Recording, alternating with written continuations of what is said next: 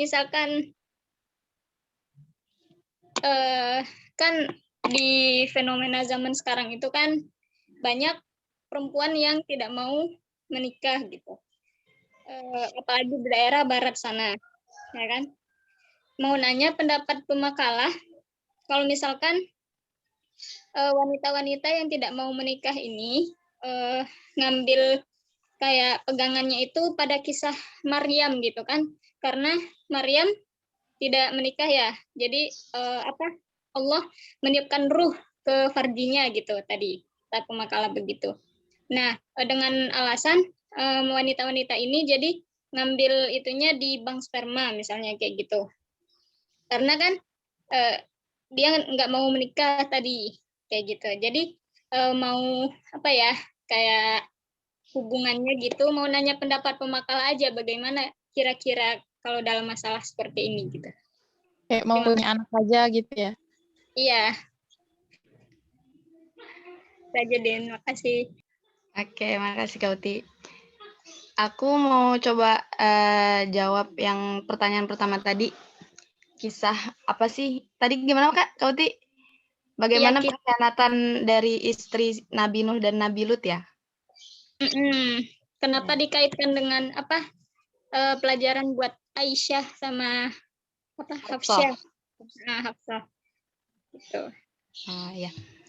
Jadi yang aku lihat di sini dari makalah ini pengkhianatan dari istri Nabi Nuh dan Nabi Lut itu. Jadi istri Nabi Nuh itu kayak bilang ke masyarakat kalau misalnya Nabi Nuh itu orang gila gitu, kayak apa ya, Nabi Nuh itu dan orang gila. Terus kalau istrinya Nabi Lut itu bilang ke masyarakat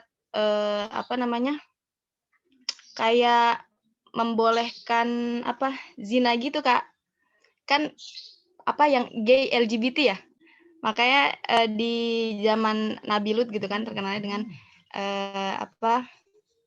masa LGBT gitu ya. Nah itu tuh yang provokatornya istri dari Nabi Lut gitu. Jadi mereka tuh kayak membolehkan atau gimana ya? Coba Yuni. Kalau yang aku paham sih, yang aku tahu sedikit ini tentang itu.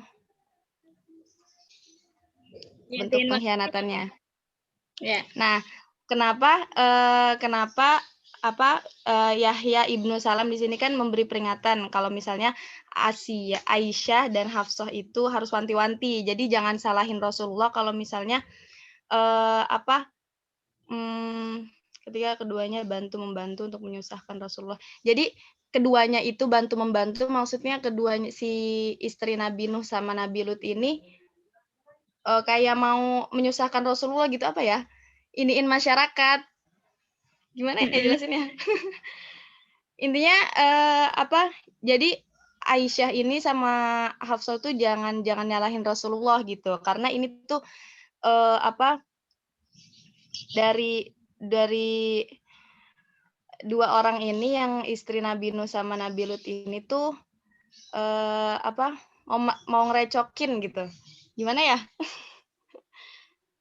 Iya. Enggak, jadi kenapa Aisyah sama Hafsah? Kenapa enggak yang lainnya? Ini Kak, ada cerita. Ya, Yuni. Jadi pernah suatu hari, ini ya kalau yang dibaca ya, Rasulullah itu pernah tidak menemui Aisyah dan Hafsah selama 29 malam. 29 malam. Dan di situ gimana ya? Pokoknya mereka itu protes gitu kepada Rasulullah. Nah, kemudian ada Umar berkata kepada ini, pokoknya pada masa jahiliyah kami tidak menghargai kaum perempuan sama sekali. Islam datang dan Allah memuliakan mereka dalam Al-Quran. Maka kami menyadari bahwa mereka mempunyai hak atas diri kami untuk tidak melibatkan urusan mereka ke dalam berbagai urusan kami. Nah, waktu itu Umar dan istrinya sedang bertengkar. Lalu Umar berkata kepada istrinya, sebaiknya kamu bertobat. Terus istrinya nyaut,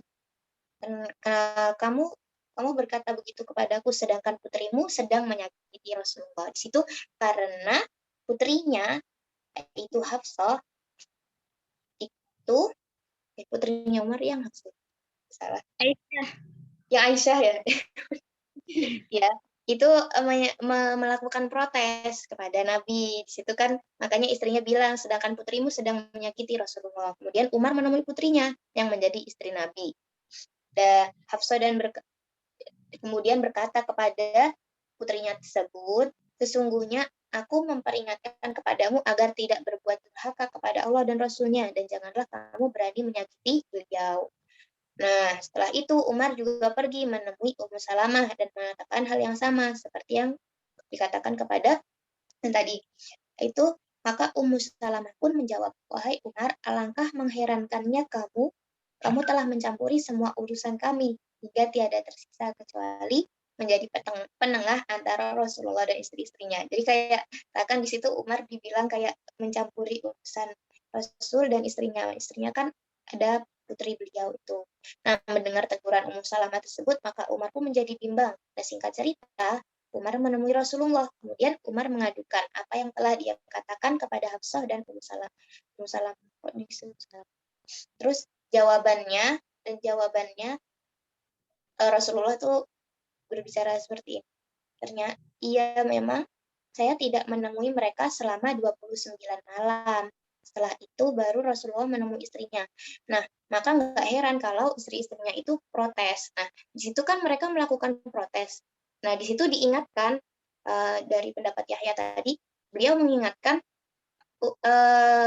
kalau misal Aisyah dan Hafsah tersebut tidak bisa menahan protesnya tersebut dan beliau menyakiti Rasul gitu, itu nanti bakal ada azab yang kejam dari Allah. Maksudnya jadi kayak ayat yang At-Tahrim ayat 10 tadi itu mengandung di situ ada peringatan kepada Hafsah dan Aisyah. Jadi kamu itu jangan terlalu kejam sama Rasulullah. Kamu harus jangan suka menyusahkan Rasulullah. Karena Rasulullah pergi juga dalam urusan berjihad. Jadi mereka harus bisa memaklumi. Itu Kak kurang lebih. Ya, kasih Yun. Makasih Udin.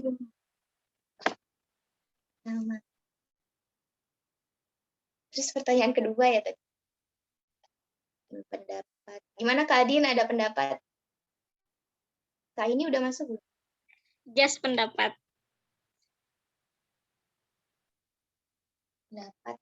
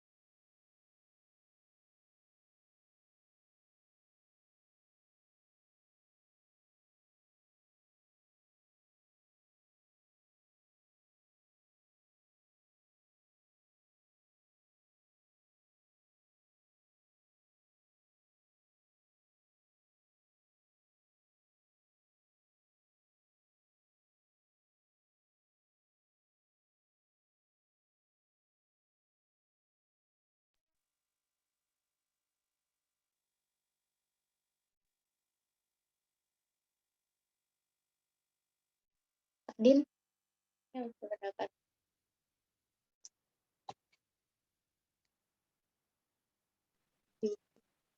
Mana ya pendapatnya?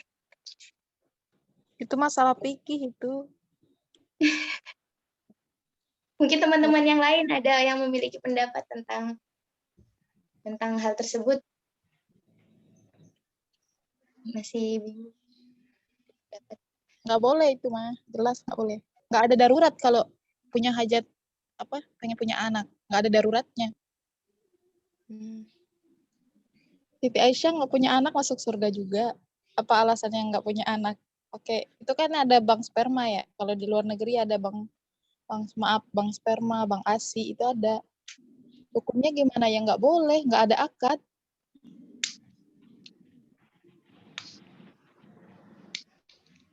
Ya, makasih Kak Sukma. Walaupun punya anak nanti, ya anaknya nggak ada nasabnya, nggak ada binnya. Walaupun jelas mungkin, maaf, spermanya mungkin tahu orangnya yang mana, sperma siapa. Ya jelas haram, karena nggak ada akad tadi. Sama kayak zina sih. Hmm.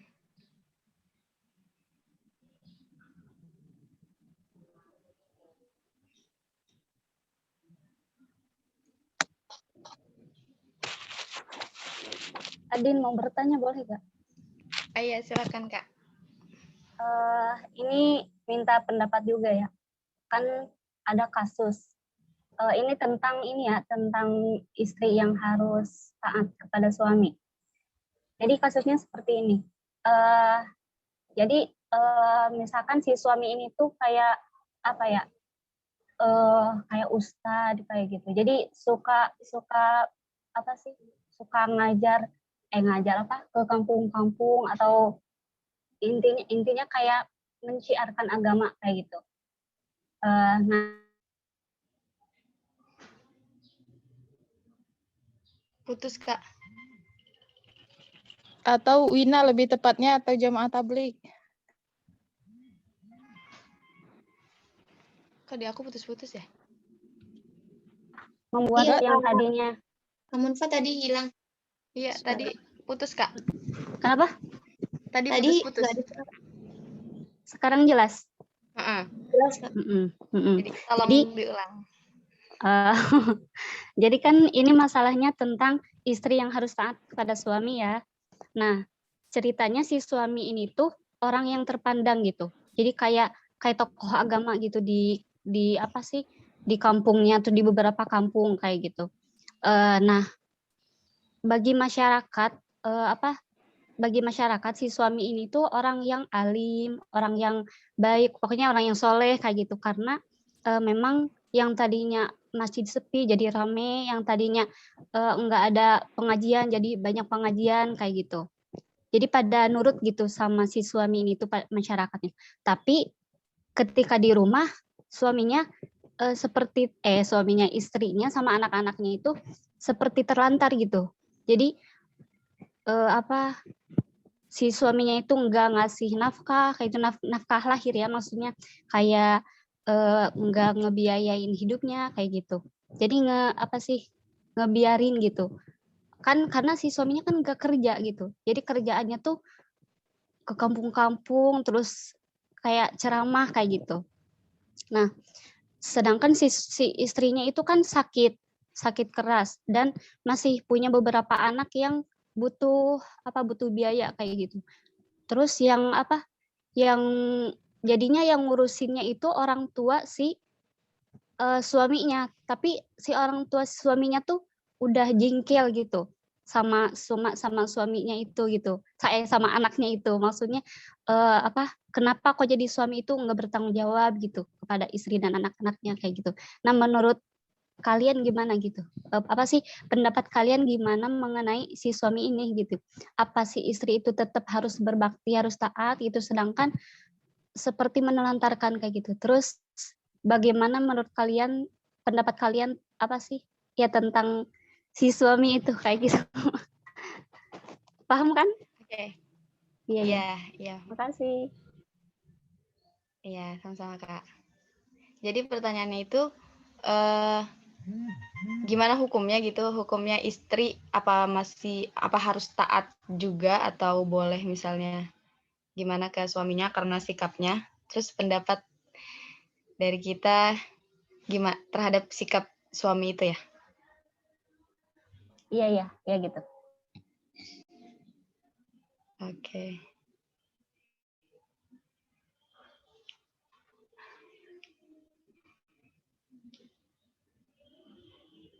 Yuni mau jawab duluan apa gimana Yuni? Lagi membayangkan nih punya suami kayak gitu. Sedih. Nah, Kak,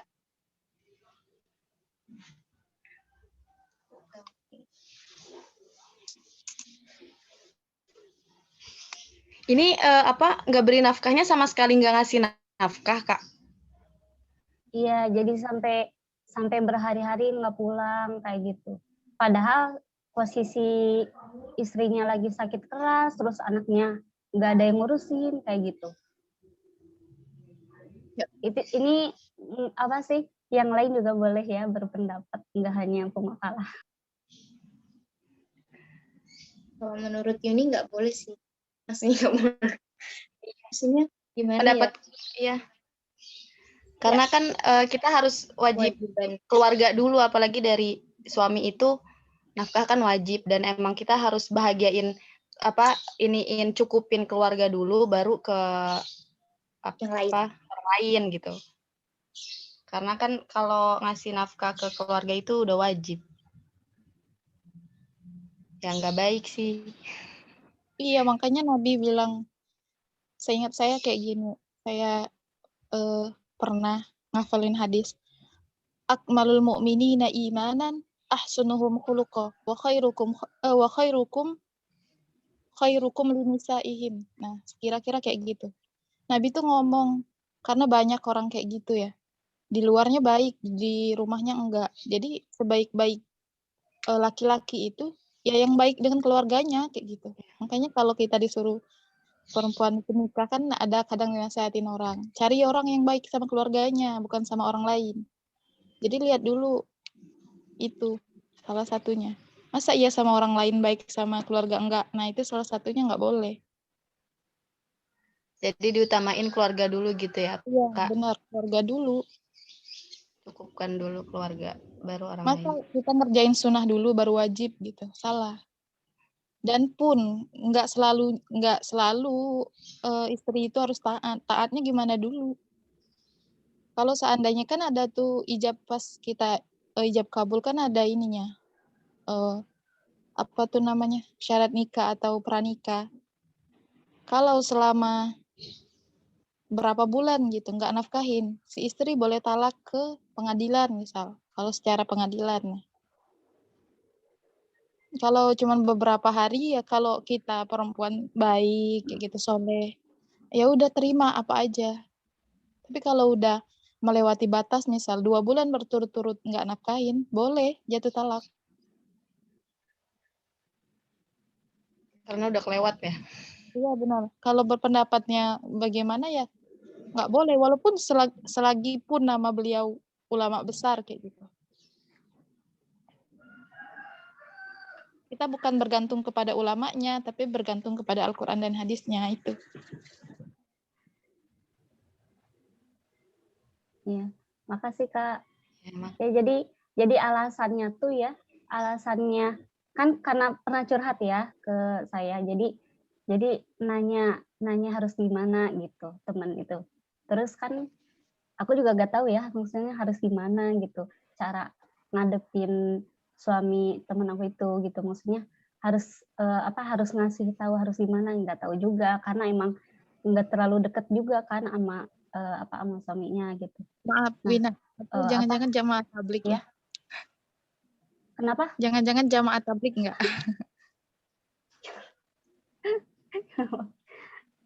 Ya kayak gitu ya. Jadi harus gimana gitu mengatasi si suaminya sampai teman aku tuh pengen cerai gitu gara-gara merasa kayak tekanan batin katanya gitu. Karena kan meskipun itu ketika pas ditanya suaminya kenapa pergi lama gitu gak pulang-pulang kayak gitu. Terus pas ditanya ini karena untuk Allah katanya gitu. Jadi jadi banyak orang yang senang ke masjid, senang ngaji katanya gitu. Jadi ini apa sih namanya? Bukan apa sih namanya? Jihad ya? Jihad. Ini jihad di jalan Allah, bilangnya kayak gitu. Ini jihad di jalan Allah katanya gitu. Kamu saya ngurusin masyarakat, kamu diurusin sama Allah kayak gitu. Bilangnya tuh. Jadi iya kayak gitu. alasannya sampai nggak pulang-pulang lama kayak gitu terus. Iya bilangnya tuh kayak gitu. Tapi emang apa sih katanya di masyarakatnya emang bagus gitu, maksudnya apa sih kayak muji-muji kayak gitu, intinya pada seneng lah gitu sama Ustadz itu kayak gitu. Ya kalau secara hukumnya nggak boleh. Secara hukumnya ya, kalau menurut saya nggak boleh. Kalau ke kitanya nih, na'udzubillah min dzalik. Karena kita nggak ngerasain kan, na'udzubillah. Entah ibu pun mungkin na'udzubillah min dzalik. Kalau ngerasain ditinggalin misalkan 2 bulan berturut-turut, di kampung saya apalagi banyak banget. Ditinggalin kadang sampai 4 bulan keluar rumah. Khuruj kata mereka kayak gitu, nyampe bawa kompor kadang. Nggak pulang-pulang. Ya, an-nafsu fakihun bin nafsi. Orang itu yang mengerti dirinya ya dirinya sendiri. Kalau seandainya sanggup misalkan ditinggal 4 bulan nggak dikasih nafkah zohir batin misal. Makan hati kayak gitu. Kalau kita sanggup jalanin, silakan jalanin. Tapi kalau nggak sanggup kan ada ini jalannya. Boleh talak kayak gitu. Boleh hukumnya dikasih keringanan. Ya, kalau sanggup silakan jalanin kayak gitu.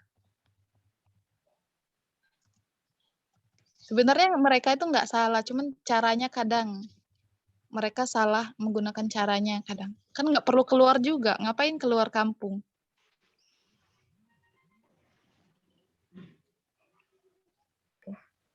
Makasih Kak.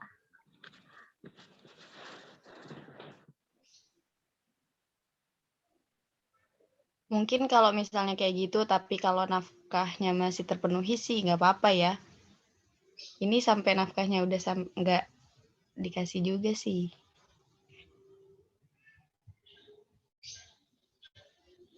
Makasih pemakalah. Ya, makasih juga Kak Munfa. Baik, ada pertanyaan lagi, teman-teman?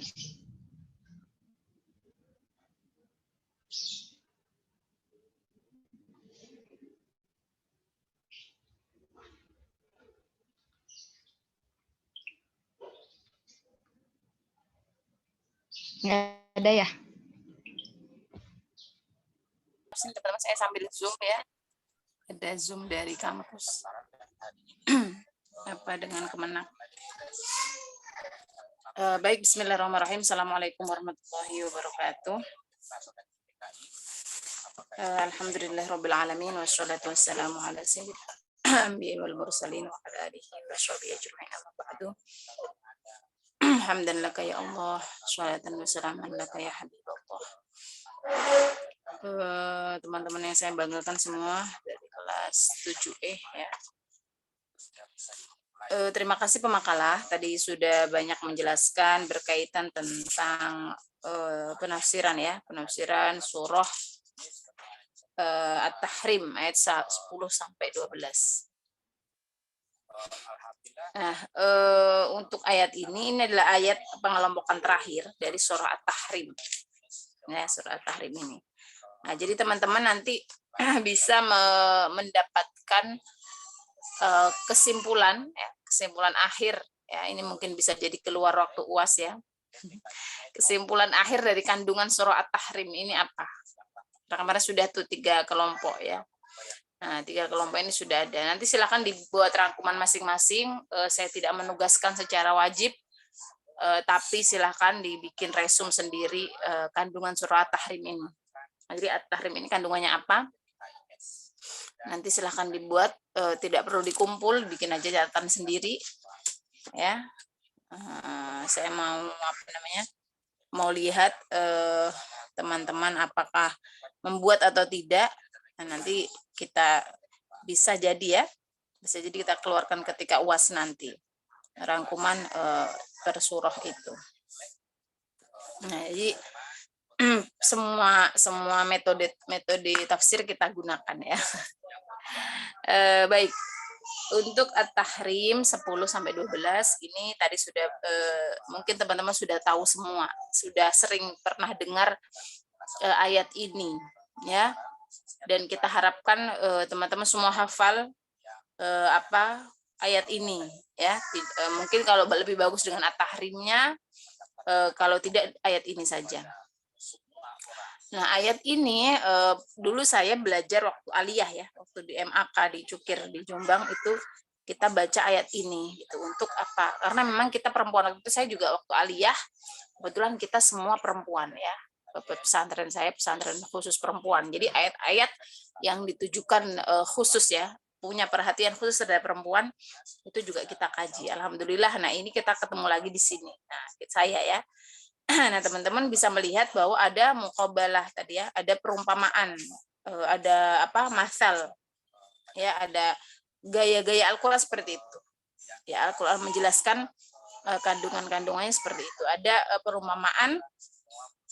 Jadi tadi juga makalah saya dengar ya, membacakan sebuah hadis ya tentang pemimpin yang ada di surga nanti ya. Nah, tapi di sini mungkin saya jelaskan dulu inti dari penafsiran ini. Mungkin sebagian teman-teman sudah bisa mengambil intisari, tapi saya takkid lagi, saya kuatkan lagi bahwa Allah memberikan perumpamaan ya, wanita yang baik dan wanita yang bahasanya di situ tadi.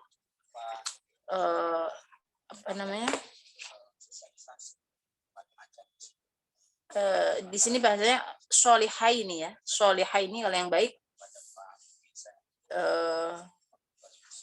Kemudian yang kedua agak terpecah-pecah nih konsentrasinya karena ada 2 Zoom.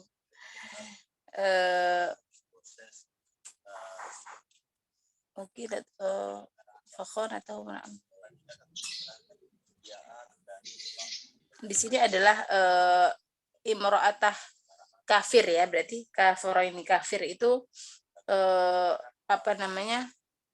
tidak beriman kepada Allah, atau bisa disampaikan adalah mengingkari nikmat-nikmat Allah ya. Jadi kalau bisa dari kata kafir bisa juga kufur ya di situ. Yang pertama adalah kafir itu memang tidak beriman kepada Allah. Kemudian yang kedua kufur nikmat ya, bisa kita. Jadi orang yang tidak bersyukur kan bisa dikatakan kufur ya, kufur. Beda sama kafir, ini hampir sama.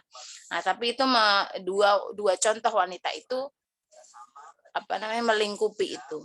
Sebentar.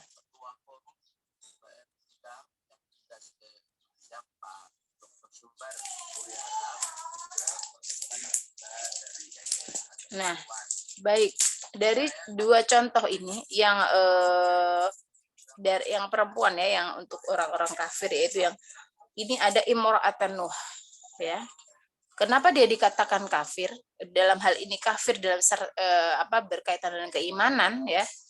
Karena seorang suami dan istri ya, itu adalah hubungan paling dekat seorang manusia. Ya, yang bukan dari nasab ya. Kalau dari nasab pasti orang tua. Nah, tetapi seorang perempuan ketika dia menikah ya, ini orang yang paling terdekat dengan dia, ya bahasa kalian itu soulmate lah ya. Soulmate-nya atau belahan jiwanya ya suaminya. Gitu. Soulmate-nya adalah suaminya.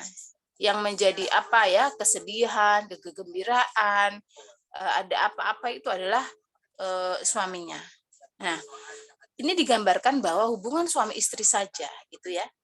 Itu bisa seperti imra'atan Nuh dan Nuh sendiri ya. Nanti kalau teman-teman baca tafsir lain itu ada nanti kenapa penggunanya imra'ah ya. Imra'ah juga perempuan. Imra'atan Nuh gitu ya. Imra'ata Fir'aun. Nah, ya berbeda dengan satu lagi yang digunakan dalam Al-Qur'an tuh istri itu apa? Zauj. Nah, beda.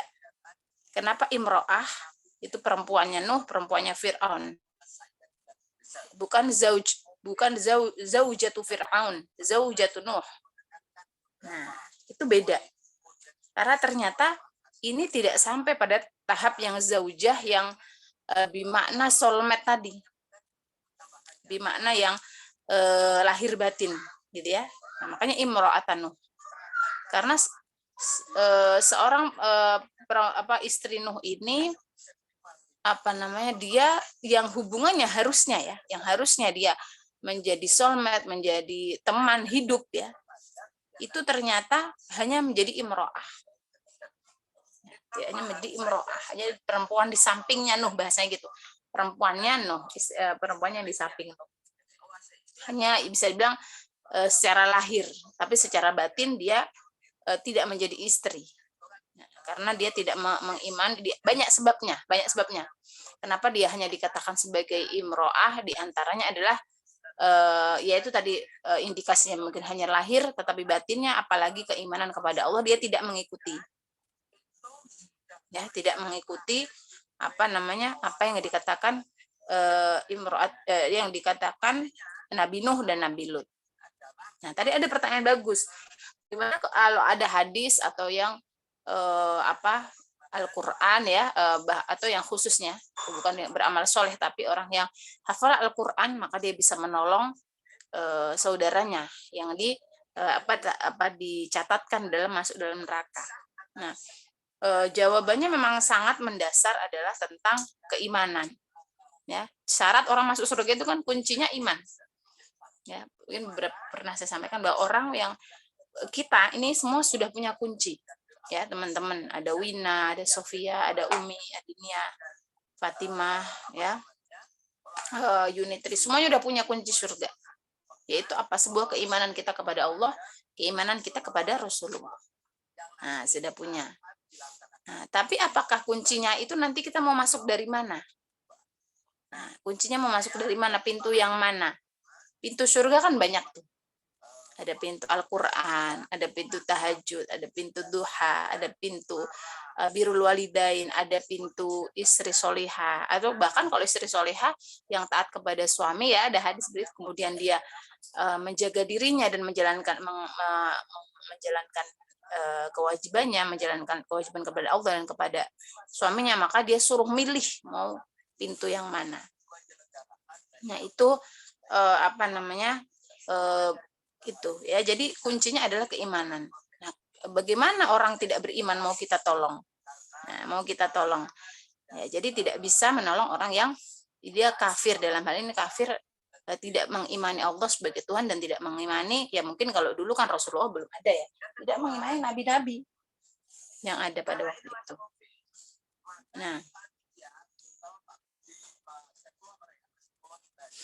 Nah, itu seperti itu. Jadi keimanan menjadi modal utama ya dalam kita semua. Bahkan kan disampaikan Rasulullah dulu disampaikan semua umat Rasulullah itu akan masuk surga. Nah, kecuali apa? Kecuali dibersihkan dulu di neraka. Nah, itu kalau ahli sunnah meyakini seperti itu. Kalau Mu'tazilah ya bainal manzilatain, kalau dia orang banyak berbuat fasik, berbuat kedoliman, maka manzilah bainal manzilatain, itu yang diyakini oleh Mu'tazilah.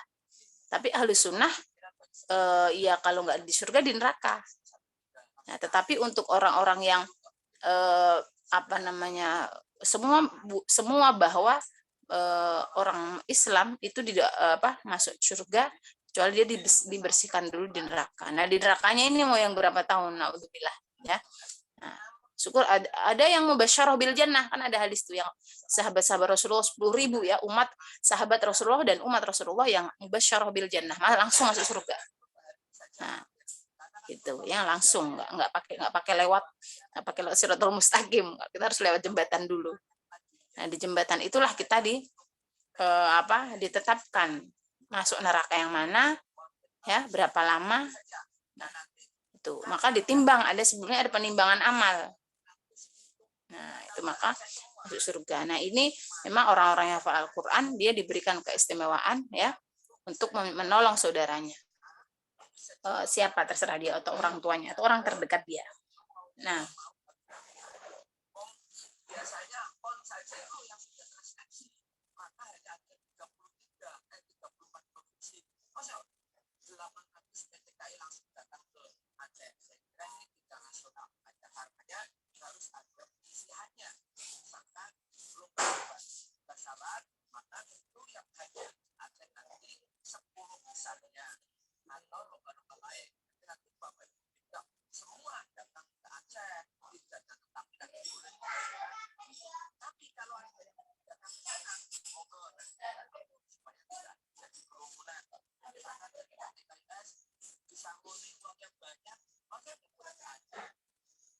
Nah, ini kita itu mau dari Kemenak, ada mau lomba ini Olimpiade Agama dan Sains di Aceh.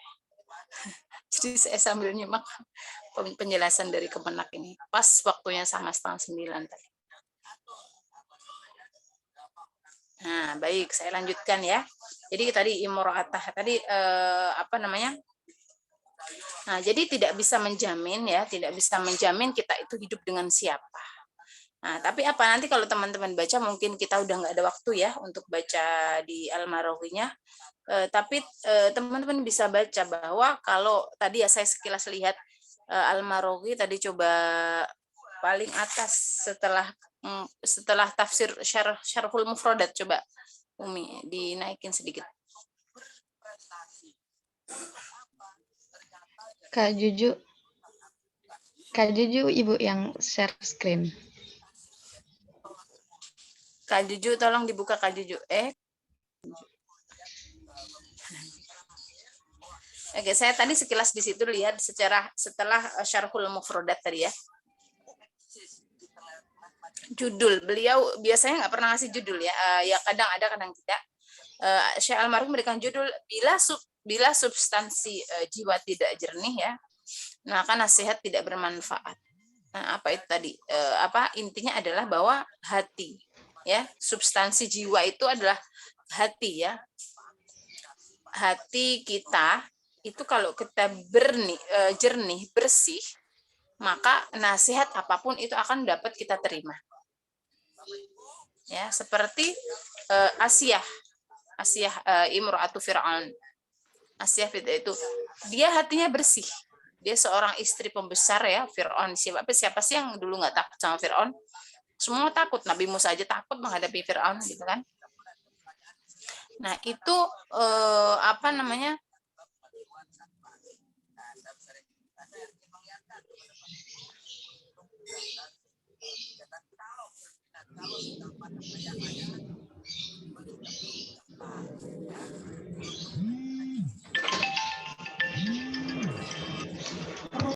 Nah, baik itu ya,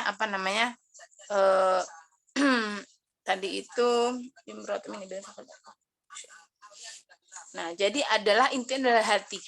Mungkin teman-teman pada hafal nggak yang hadis tentang ala fil jasad, apa sih? Kok saya lupa matanya itu. Hiya al-qalbu itu loh. Ingatlah bahwa di dalam tubuh ada segumpal daging. Fa idza sholahat jasadu kulluh. Wa idza fasadat jasadu kulluh. Apal nggak itu?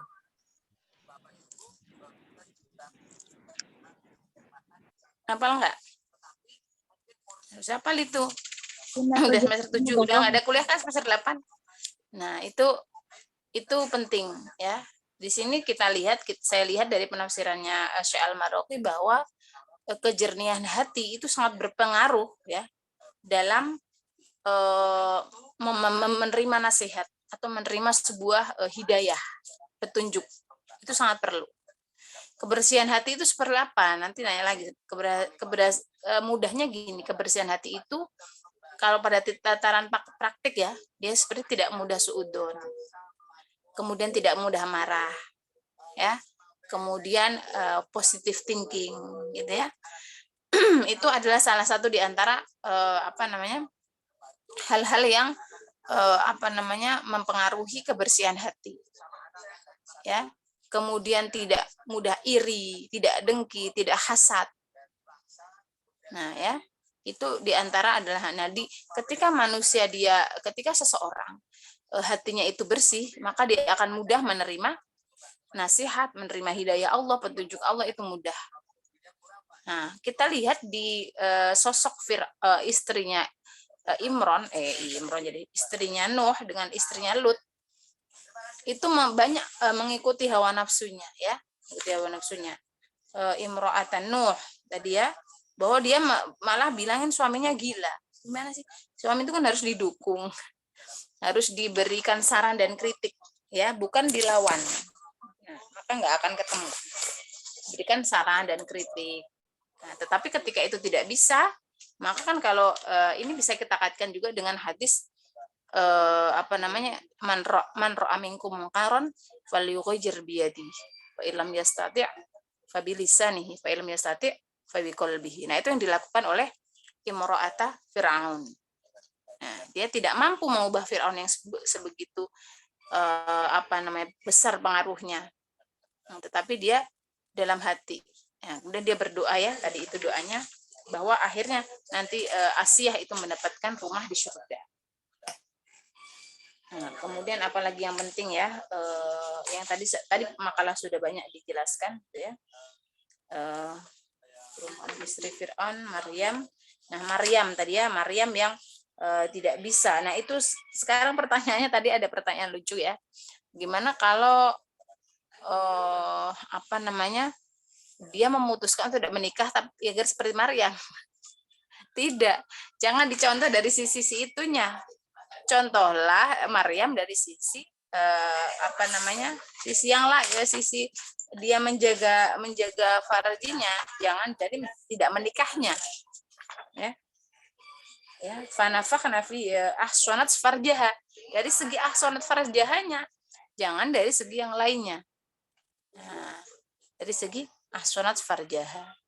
Nah, terlepas dia tidak menikah karena dia melahirkan seorang nabi. Nah, siapa yang bisa menikahi istri, ibu seorang nabi? Ya kan, harus sekufu menikah itu. Nah, salah kalau alasannya mengikuti siapa tadi, si Sayyidah Maryam untuk tidak menikah. Nah, tapi yang harus diikuti adalah ahsanat farjaha, karena Maryam memiliki kedudukan yang tinggi di sisi Allah karena ahsanat farjaha, menjaga farjaha, menjaga farjinya agar tetap suci. Itu yang dicontohkan Al-Qur'an. Nah, titik poinnya di situ. Titik poinnya di situ. Bukan tidak menikahnya. Nah, kemudian memang sekarang banyak ya. Terus kemudian kenapa tidak menikah? Nah, nanti Allah sudah mewasiatkan kalian jangan mengikuti orang Nasrani dan Yahudi. Ya, yang mereka berlebihan dalam apa? Nasrani itu berlebihan dalam memikirkan akhirat, kalau Yahudi banyak memikirkan dunia. Nah, itu jadi memang ya, ayat Al-Qur'an yufassiru ba'duhum ba'dun. Jadi ayat-ayat Al-Qur'an itu mau menafsirkan antara satu ayat dengan yang lain. Nah, itu kita dapat temukan dari mana? Kita dapat temukan di Al-Baqarah 143 yang wa kadzalika ja'alnakum ummatan wasaton.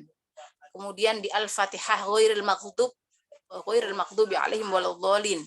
Maghdub di situ banyak mufassir yang menafsirkan orang ada Yahudi, yang waladhdallin adalah orang yang adalah Nasrani. Nah, itu titiknya adalah Nasrani memikirkan akhirat saja. Nah, ketika ada perempuan niat nggak mau nikah. Nah, sedangkan an-nikahu sunnati faman raghiba an sunnati falaysa minni, Rasulullah. Itu motivasi sebenarnya. Kok sampai tidak diakui sebagai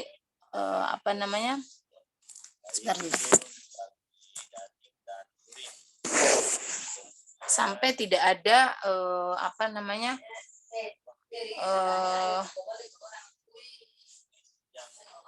sampai tidak ada tidak diakui nabi umat. Nah, sampai tidak tidak diakui nabi gitu ya. Tidak diakui sebagai umatnya ya, karena pentingnya. Nah, maka orang kalau imam itu diutamakan yang sudah menikah dengan yang belum, itu diutamakan yang sudah menikah. Nah, karena sudah lengkap ya, biasanya di hadis yang lain tuh menikah adalah setengah agama ya. Karena itu dengan menikah banyak ibadah-ibadah di situ yang Allah banyak ya dijelaskan di situ. Ada kerjasama, ada lagi usaha yang baru, usaha yang tadinya sendiri berdua, ya bagaimana. Nah itu karena ahsanat farjaha tadi itu susah ya teman-teman. Itu pahalanya tinggi sekali. Lihat Sayyidah Maryam ya, memang terlepas dari ketetapan beliau, selain menjaga ahsanat farjaha itu, kalau kita baca cerita Sayyidah Maryam, beliau itu kegiatannya hanya ibadah saja. Ya kita juga ibadah. Tapi beliau kan dititipkan oleh ibunya Hannah ya. Ibunya itu Hannah memang dulu sudah bernadar anaknya mau diabdikan untuk mengabdi di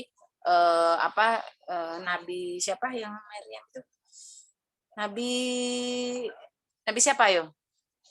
Yang dititip yang merawat Sayyidah Maryam Nabi siapa? Zakaria, ya. Bisa dititipkan kepada Nabi Zakaria, tinggalnya di masjid kalau bahasa sekarang tuh. Nah, tinggalnya di masjid. Tinggalnya di masjid. Udah itu aja. Maryam tuh nggak pernah ke pasar, ya, nggak pernah jalan-jalan ke mall gitu kan. Apalagi nonton drakor, karena belum ada ya dulu. Ya kalau dulu beliau apa? Ya cuman kalau kita ya mungkin sekarang ya diskusi keagamaan, maksudnya ngaji ya, ngaji kitab, ngaji Quran, kemudian ngambil air ya. Cuman beliau itu keluar cuman ngambil air untuk kepentingan mandi bersuci. Nggak kemana-mana, nggak jalan-jalan. Kita nggak jalan-jalan pusing ya sekarang. Nah itu, jadi memang ibadahnya juga kuat, sholat farjahnya juga kuat. Nah ini yang harus kita contoh dari beliau, ya, yang contoh dari beliau. Ini tuh rapat, tapi kita belum dapat bahannya. Jadi saya agak ini ada fahmil Quran, ada dai untuk putra nih, iki bagus nih ikut. Nah itu ya. Jadi kemudian itu tadi alasannya ya, tidak dibenarkan kalau dia menikah dengan alasan tadi itu mau fokus ibadah kepada Allah. Itu saja tidak boleh. Ya karena ibadah yang mau lengkap ya menikah gitu ya. Habis ini semuanya pada dilamar langsung menjawab iya ini kayaknya. Ya. Oke, itu tadi ya sunat farjah sama memang dia beramal solih ya menjaga betul ibadahnya Sayyidah Maryam itu kalau kita baca di beberapa tafsir ya.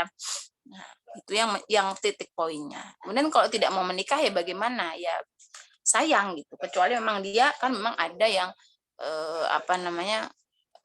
orang ya yang sampai usia lanjut itu tidak menikah, itu bukan keputusan dia sendiri, saya rasa pasti dari hati seorang perempuan, dari dalam dirinya itu pasti dia mau menikah ya pasti. Tapi mungkin karena 1-2 hal atau hal yang lain yang mungkin kita tidak tahu ya alasan orang itu. Nah itu ya mungkin sudah catatannya seperti itu untuk orang itu, atau bisa kita namakan takdir orang seperti itu. Nah, jadi perjalanannya berbeda-beda setiap orang. Nah,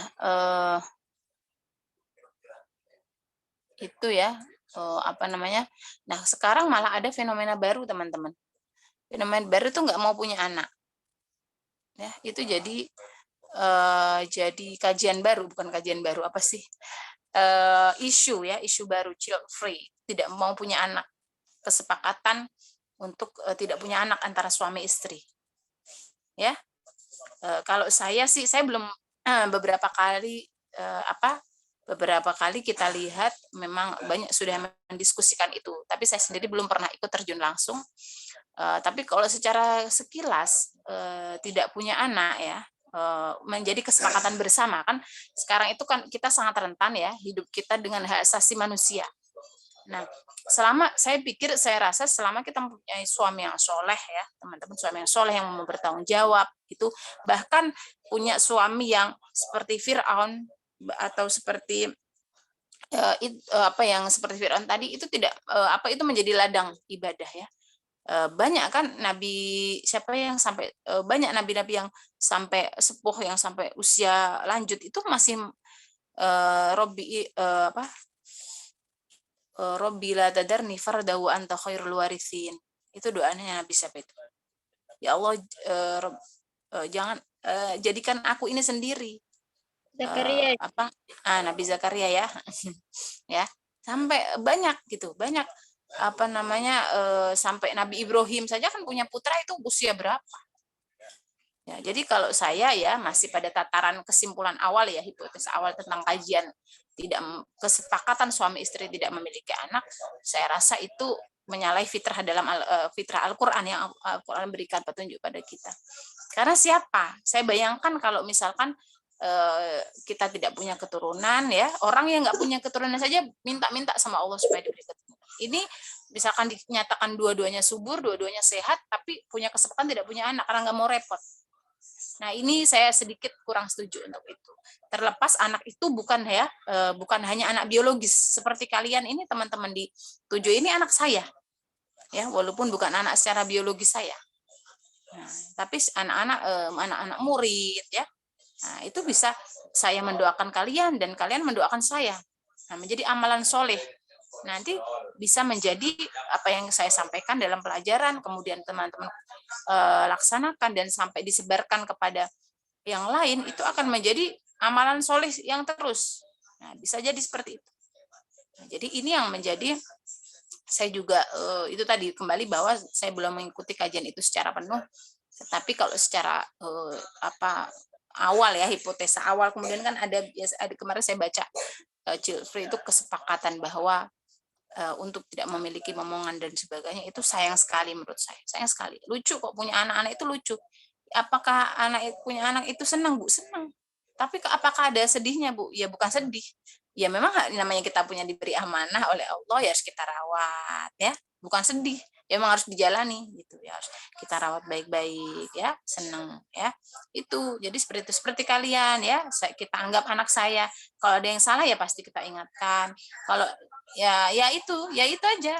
Terus misalkan kalian ada yang bikin saya kesel, ya apakah saya harus marah-marah? Ya tidak. Ya namanya juga anak-anaknya, ya gimana? Anak itu ketika mendidik anak yang pertama ngasih tahu, ini kalau saya sama anak saya biasanya saya ngasih tahu, kakak sholat, masih main ya kan, kakak, nah agak naik nih intonasi, kakak, panggil lagi gitu. Nah, ini nggak jalan juga, udah ketiga kali udah naik itu, udah fasolasi do, udah naik paling tinggi, kakak gitu. Udah lari biasanya anak-anak. Nah itu jadi seperti itu. Jadi yang baru, yang modern yang berkaitan dengan hak asasi manusia itu tentunya akan kita kaji ya, akan kita kembalikan kepada Al-Qur'an. Nah ini bisa jadi judul skripsi ya, misalkan kesepakatan tidak memiliki anak ya dalam sebuah rumah tangga dalam kajian Al-Qur'an. Nah, kalian kan lagi pada jadi cari judul. Isu-isu yang sekarang muncul itu bisa diangkat ya. Bisa diangkat kesepakatan suami istri, karena emang kadang ya kalau kasus yang ditemukan tuh kadang suaminya tuh nggak mau ngurusin istrinya semuanya, capek lah kita perempuan. Nah ini karena perempuannya di sini kan yang yang rentan ya, perempuan tuh memang rentan terhadap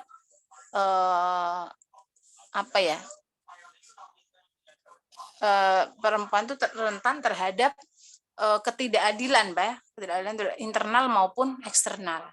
Nah, mendapat stereotip, mendapatkan penilaian yang negatif, itu memang rentan kita. Itu saya akui, seorang perempuan tuh begitu. Nah, tapi tadi ini Allah contohkan di At-Tahrim 10:12. Nah, bagaimana keteguhan mereka.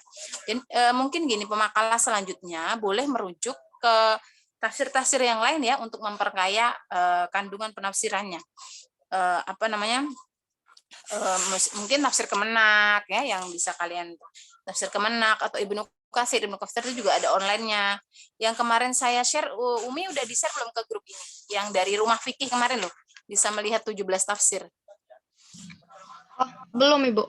Yang belum di ya, nah, yang saya share di grup itu ya, grup koordinator itu yang saya ajarkan, emang saya kumpulkan supaya koordinasinya mudah, saya share di situ. Nah, kemarin bisa di-share bahwa bisa tuh langsung lihat 17 tafsir di surah apa itu nanti langsung kelihatan. Nah, itu mempermudah teman-teman juga. Itu, kok udah 9:30. Baik, mungkin cukup ya teman-teman. Saya rasa itu hanya penyempurna saja penjelasan saya, karena tadi. Oh iya, yang tadi pertanyaan ya Hafsah itu ada ya di ayat 1 ya. Nggak tahu tadi siapa yang nanya, saya juga sambil ini.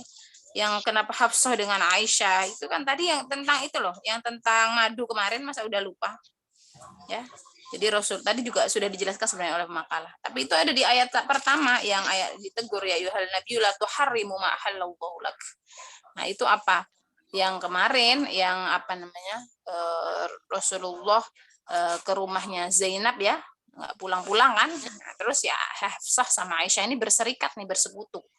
Ayo yuk kita ini. Nah, ternyata bilang ke Hafsah kalau madu di rumah Zainab. Oh, berarti selama ini ke rumah Zainab gitu kan. Nah, untuk menyenangkan hati Hafsah, maka Rasulullah sampai bilang bahwa aku nggak akan minum lagi kok madu. Nah, gitu loh. Jadi sampai mengharamkan madu di hadapan Hafsah. Nah, Hafsahnya karena berserikat sama Aisyah ngomong ke Aisyah. Nah, itu akhirnya itu membuat sedih hati Rasulullah. Nah, jangan ya. Nah, tadi di situ juga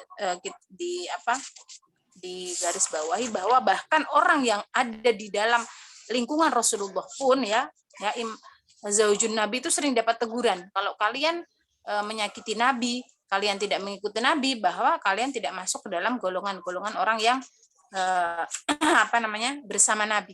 Sering istrinya ditegur gitu. Karena cemburu ya. Ya, itu diantaranya cemburu karena Rasulullah nggak datang-datang nih, atau Rasulullah sering di sana nih. Nah, itu diantaranya. Nah, kemudian ada mungkin dari contoh akhlak-akhlak yang lain itu mendapat keistimewaan ya keluarga Nabi itu. Tapi mereka juga spesial, nggak boleh macam-macam seperti yang lain. Nah, itu. Baik, mungkin cukup dari saya. Apa ada pertanyaan lagi atau mungkin ada tambahan, silahkan.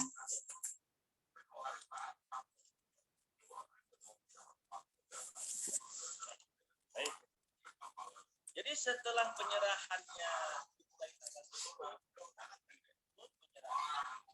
Sepertinya tidak ada, baik, Bu. cukup ya, baik. Baik, karena juga sudah pukul 9.30. Terima kasih pemakalah dan teman-teman semua.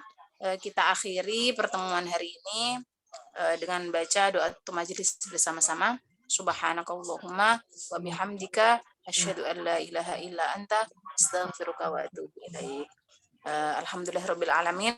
Teman-teman semua, mungkin kita akhiri pertemuan hari ini. Kurang lebihnya mohon maaf. Sehat-sehat selalu. Semuanya semangat kuliah ya. Yang nggak hadir siapa ini? Ada 30. Kita jumlahnya ada berapa? 35. 35. Waduh, 5 yang nggak hadir.